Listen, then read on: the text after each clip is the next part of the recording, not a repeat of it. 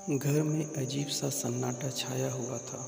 शाम जब से पिताजी ने पांडे जी से फ़ोन पर बात की, तभी से पिताजी बेचैन और माँ उदास दिखी। मीनू दीदी को शायद वजह पता चल चुकी थी। उनकी तरफ प्रिया ने प्रश्नवाचक नज़रों से देख जानना चाहा तो दीदी नज़रें चुरा आंसू पोंछ रही थी। शायद पांडे परिवार ने पसंद की मुहर नहीं लगाई। कल सुबह से ही घर में हलचल मची थी। लड़के वालों की आवभगत में कोई कमी ना रहे, सो घर को दुल्हन सा सजाया गया। वैसे इरादा तो होटल में जाकर देखने का था, किंतु दादी माँ भी लड़के को एक नज़र देखना चाहती थी और वो होटल जाने को तैयार नहीं थी। लड़का फौज में मेजर है। प्रिया की हिंदी टीचर का बेटा गोरा चिट्टा 56 इंची चौड़ी छाती का सुदर्शन मृदुभाषी। पांडे जी सब परिवार आए तो दीदी हल्के मेकअप और गुलाबी साड़ी में सजी चाय को लेकर कमरे में गई। थोड़ी औपचारिक बातों के बाद उन्हें वापस अंदर भेज दिया गया, क्योंकि वो सबके सामने सहज नहीं हो पा रही थी। लेकिन प्रिया तो अपने मैडम से निसंकोच बतियाए जा रही थी। उसे किस बात का संकोच होता।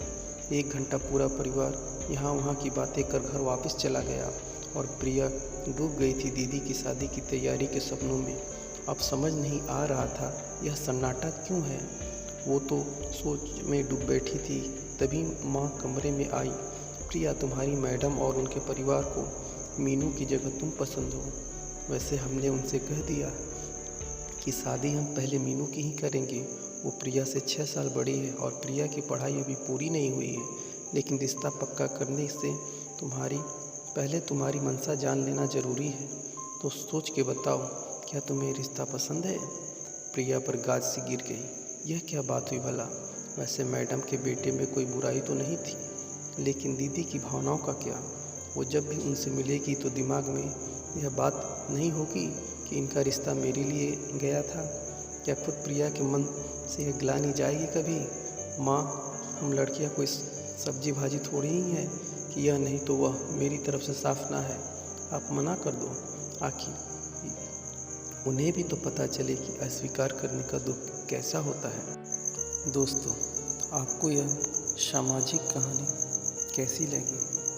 ऐसी ही सुंदर और अच्छी कहानियों के लिए आप हमारे चैनल फुचको हिंदी स्टोरी को लाइक, शेयर एंड सब्सक्राइब ज़रूर कर लें।